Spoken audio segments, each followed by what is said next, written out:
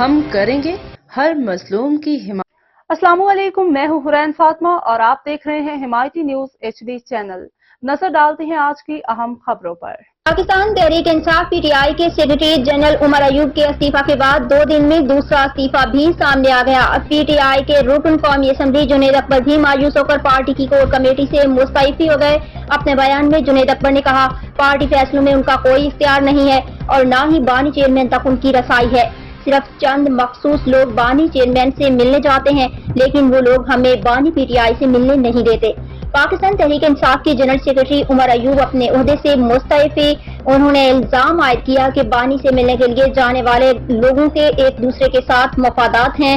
ہمیں صرف یہ بتا دیا جاتا ہے کہ موجودہ پارٹی پالیسی بانی چیئرمین کی ہے۔ جنید اکبر نے مزید کہا کہ بدقسمتی یہی ہے کہ سارے فیصلوں کے بینیفیشری یہی لوگ ان کے خاندان کے افراد اور دوست ہیں۔ پی ٹی آئی ایم این نے جنید اکبر نے پارٹی کی کور کمیٹی سے مستعفی ہونے کا اعلان کرتے ہوئے کہا کہ پی ٹی آئی ان کا گھر ہے، وہ نہ کسی گروپ کا حصہ ہیں اور نہ بنیں گے۔